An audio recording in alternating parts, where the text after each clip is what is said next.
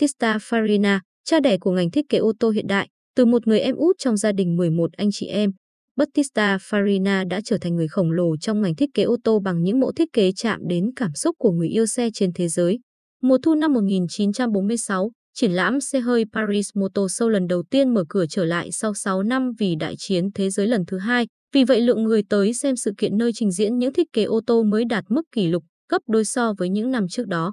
Khách đến xem triển lãm xếp một hàng dài từ cổng Grand Palais nơi tổ chức sự kiện cho đến tận bờ sông Seine. Nhưng có một vấn đề.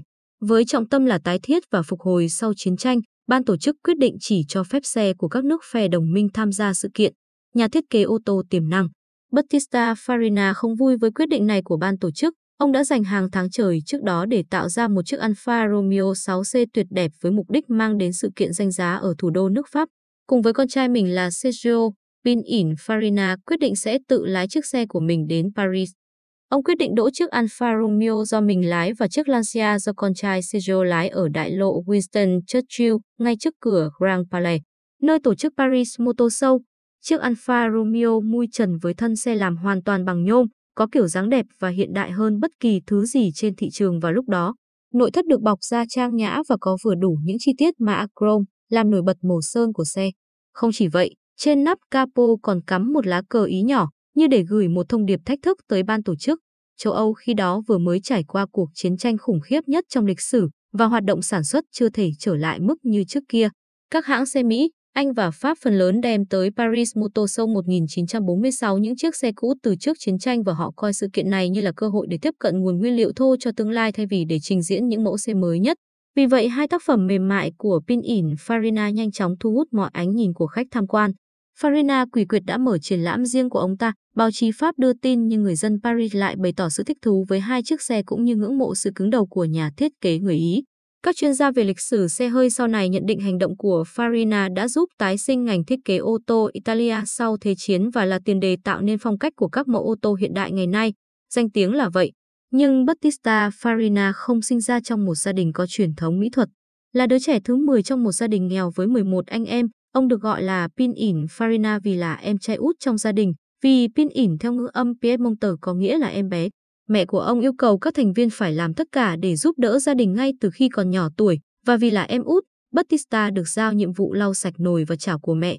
Trong cuốn hồi ký của mình, ông viết rằng công việc này làm ông nhận ra mình thấy hứng thú như thế nào với việc cảm nhận những đường cong của kim loại.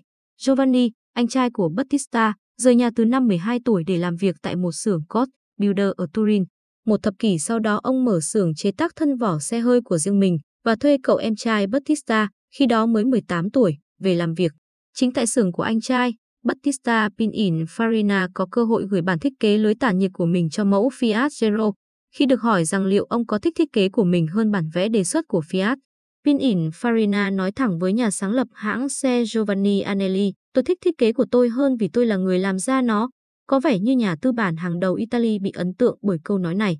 Vì sau đó mẫu thiết kế của Pininfarina giành giải và được Fiat chọn để lắp trên chiếc Zero, những cột mốc đáng nhớ của hãng thiết kế ô tô lừng danh. Đến thập niên 1920, ngành công nghiệp ô tô ở Mỹ đã phát triển với tốc độ đáng kinh ngạc, cả về năng lực sản xuất lẫn công nghệ. Sự tò mò đã đưa Battista Farina đến Mỹ, nơi ông gặp Henry Ford và được mời làm việc, nhưng đã chọn quay trở lại Italy với ước mơ khởi nghiệp của riêng mình. Ông cũng tham gia vào các cuộc đua, tự lái chiếc xe của mình giành chiến thắng ở cuộc đua Aosta, Gran San Bernardo vào năm 1921. Chính thời gian này đã giúp ông tạo dựng những mối quan hệ tốt đẹp với các nhân vật có tầm ảnh hưởng ở Italy, trong đó có Vincenzo Lancia, tay đua đồng hương, người sau này sáng lập ra hãng Lancia. Trải qua một thập kỷ phát triển công nghệ cũng như các thiết kế mới được thử nghiệm trên đường đua, với sự hỗ trợ của Lancia và gia đình, Battista Farina rời khỏi công ty của anh trai và thành lập xưởng chế tác thân vỏ của riêng mình, Carrozzeria Pininfarina. Xưởng thiết kế của ông phục vụ cả những khách hàng riêng lẻ, cũng như sản xuất các mẫu xe số lượng ít dựa trên hệ thống khung gầm của các hãng xe Italy như Lancia, Fiat và Alfa Romeo. Sau thành công ở Paris, Pininfarina cho ra đời một bản thiết kế ô tô đi vào lịch sử chiếc xe mà nhiều người cho là tác phẩm tuyệt vời nhất của ông 1947 Italia 202 Coupe. Tham gia trực tiếp vào quá trình lên ý tưởng từ khung gầm, Pininfarina quyết định mọi chi tiết mà ông cho là phù hợp, bao gồm cả bộ tản nhiệt nằm ngang và chắn bùn liền mạch với thân xe. Chiếc xe gây ấn tượng tới mức Bảo tàng nghệ thuật hiện đại ở New York bầu chọn nó là một trong 10 thiết kế xe hơi đẹp nhất mọi thời đại. và mua hẳn một chiếc về để trưng bày. Tất nhiên, Ferrari là cái tên thường được nhắc tới nhiều nhất khi nói đến Pininfarina, nhưng sự hợp tác giữa hai công ty phải mãi tới năm 1951 mới bắt đầu. Cũng như Battista Farina, Enzo Ferrari cũng là một người nổi tiếng cứng đầu và có lẽ chính vì vậy nên cuộc gặp đầu tiên giữa hai người đàn ông diễn ra ở một nhà hàng tại Tortona, thị trấn nhỏ nằm chính giữa Turin nơi đặt trụ sở của Pininfarina và Modena nơi Ferrari đặt tổng hành dinh. Hai con người này đơn giản là không chịu đến lãnh địa của người còn lại. Báo chí Italy khi đó cho rằng mối quan hệ hợp tác giữa Enzo Ferrari và Pininfarina sẽ không kéo dài vì họ đều có cá tính quá mạnh. Bất chấp điều đó, mối lương duyên này đã tạo nên một loạt những bản thiết kế xe ô tô được coi là đẹp nhất lịch sử ngành công nghiệp này, và nó vẫn tiếp tục đến nay với 200 mẫu Ferrari được thổi hồn bởi Pininfarina. Đến năm 1961, sau nửa thế kỷ tạo nên những mẫu xe đầy cảm xúc, Battista Pininfarina chính thức đổi họ của ông thành Pininfarina và giao lại sự quản lý cho con trai Sergio, người lãnh đạo hãng thiết kế trong vòng 40 năm tiếp theo, ý tưởng thiết kế xe VinFast. Trong nửa sau của thế kỷ 20, Pininfarina không chỉ làm việc với các thương hiệu hạng sang mà còn thiết kế các mẫu xe bình dân cho Peugeot hay Mitsubishi. Sự đa dạng trong thiết kế của công ty chính là chìa khóa để tồn tại và phát triển.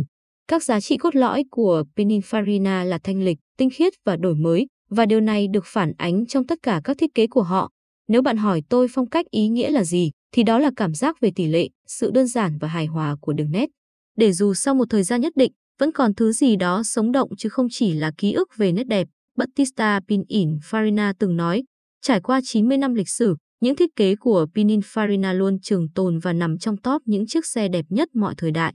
Ba thế hệ nhà Pininfarina đã chiếm trọn trí tưởng tượng của những người đam mê xe hơi trên toàn thế giới, với nhiều mẫu thiết kế ô tô được coi là hiện thân của sức mạnh, tốc độ và sự tinh tế. Tại Việt Nam, VinFast là hãng xe Việt đầu tiên trong lịch sử hợp tác với Pininfarina trong những mẫu xe của mình. Hai phiên bản sedan và SUV là các mẫu thiết kế xe VinFast đầu tiên được thừa hưởng những tinh hoa thiết kế với kinh nghiệm gần một thế kỷ của nhà thiết kế Italy, nhưng vẫn kết hợp hài hòa với bản sắc Việt để tạo nên một sản phẩm có vẻ đẹp thời thượng và đẳng cấp quốc tế.